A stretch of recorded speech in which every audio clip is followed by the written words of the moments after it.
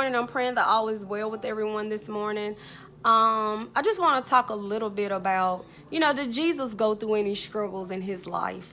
Did he experience being without? Did he experience any grief in his life? Did he experience any being betrayed in his life? Did he experience being tempted or abandoned in his life? A lot of our life struggles that we also go through. And the answer to that is yes. He went through everything that I just called out. Every name that I just called out, Jesus went through. He experienced a lot of those things in his life. For one, it tells us in Luke 9:5-8, but Jesus replied, foxes have dens to live in, and birds have nests, but the Son of Man has no place even to lay his head. So Jesus experienced being without. He had nowhere to lay his head. Did he experience being tired? Of course he did. It says Jesus knew all too well what it was like to experience weariness. Jesus walked everywhere he went. On top of that, he had to deal with his disciples, always fussing and arguing over who was the greatest, or just trying to be in competition with one another. It says even, he was trying to teach them, not to mention he had to deal with the religious people. I know it's a lot of, people, true Christians out there that knows what that feels like to have to deal with religious people. Jesus had to deal with that. Even though only thing he was, and those was people, and the religious people were people who out here plotting against him.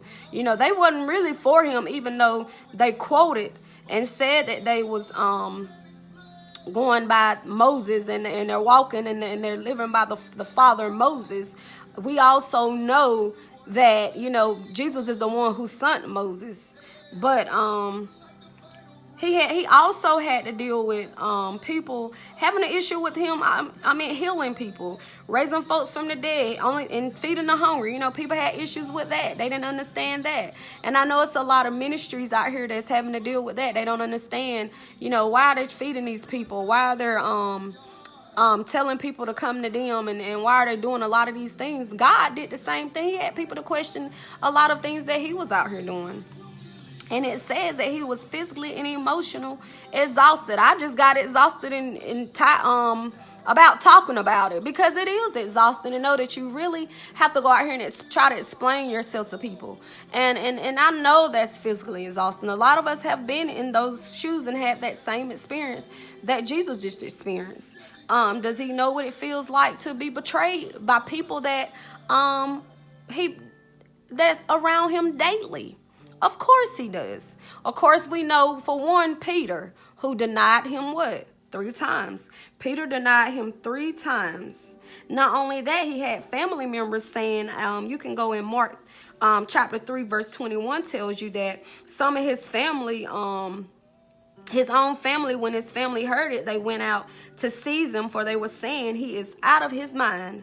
And not only that, of course, we just talked about Peter, denied him. And not only that, one of his own 12 disciples sold him for what? 30 pieces of silver. Judas. He sold him out. Judas walked with them. Jesus was even teaching him, embracing him, loving on him, and teaching him. But guess what? He still betrayed Jesus. So Jesus knows what it feels like to be betrayed by someone that he loves. Does Jesus know what it feels like to, have grief? Of course he does.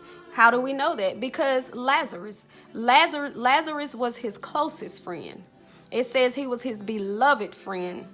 And you can also go and look that up about Lazarus in John 11:35, if you want to read more about it. Was Jesus ever tempted? Of course he was. The devil tried to tempt him in Matthew chapter 4, verses 1-11. You can go read more about that. Jesus tried to tempt him plenty of times. So he knows that feeling. Does Jesus know does he know what it feels like to suffer? Of course he does. He knows what it feels like to have hardship, pain, and distress. It says that we have a Savior who knew exactly what it was like to suffer. He confined his emotions, pain to his disciples, saying, my soul is very sorrowful, even to death. In Matthew 26:38, and he obviously endured physical pain of his extremely gruesome death on the cross. So Jesus knew what it felt like. So yes, Jesus knows what it feels like to suffer. He knows exactly what it feels like to suffer. Not only that, does Jesus know what it feels like to be abandoned? You know, has he been abandoned there before? Of course he has.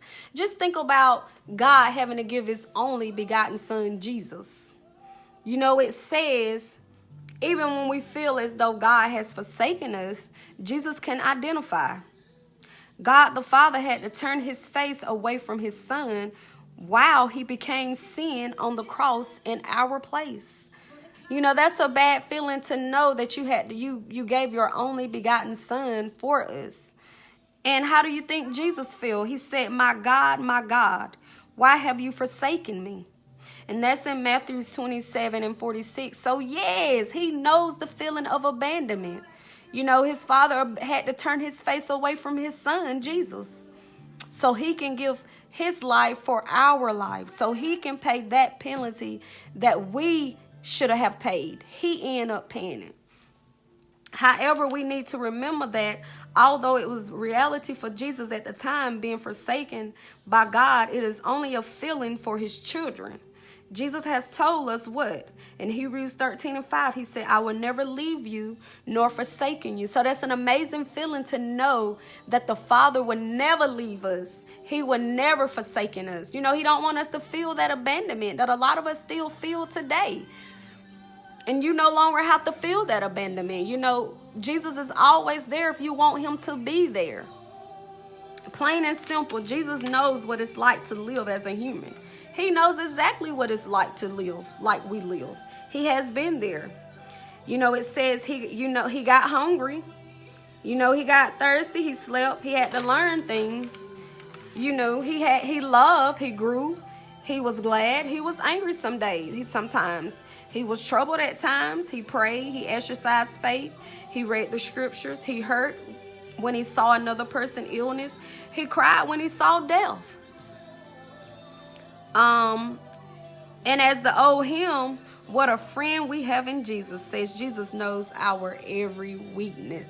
So every weakness that we have experienced, he's experienced the same old thing. He's went through everything that we experience today.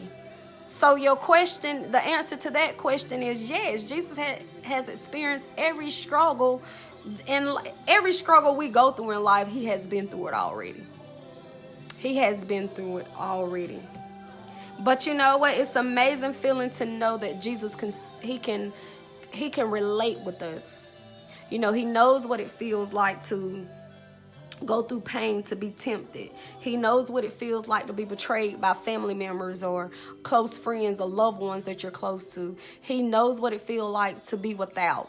He knows what it feels like to suffer, to have grief, to lose someone. You know, he knows that feeling. And it's amazing to know that every feeling and emotion that we have, he has had. And he knows that feeling. But the good thing about that is, I thank God that he gave his only begotten son for us, so we can have a better way of living. You know, you don't have to go through grief alone. You don't have to suffer. You don't have to go without. Jesus is there. You know, he said, I'll never leave you nor forsaken you. He's always there, only if you want him to be there. You know, he's not just going to enforce itself into your life. It's up to you just to open up your mouth and accept him into your life. You know, he's there. It's just up to you to go ahead and accept him in your life. And what I hope you get out of this message is everything that you're going through, Jesus has been through it. It ain't nothing that you're going through that he has not been through already. And I thank him for taking all of that pain and all of my struggles and all that stress and depression, anxiety, any diseases, sickness. I thank God he has taken all these things to the cross. He's already paid that penalty for everything I just named. He's already taken it to the cross. It's just up to you to believe it so you can receive it. You know, you don't have to walk this life alone. I know a lot of people say it's better to be alone, but you don't have to be alone. You know, it's up to you to accept God into your life. So I hope that you can think about everything that you're going through. You're not alone. You don't have to be alone. You don't have to go through life struggles by yourself, and you don't have to continue to live that way. I'm just praying that you all are staying warm and having an amazing, amazing day. God bless.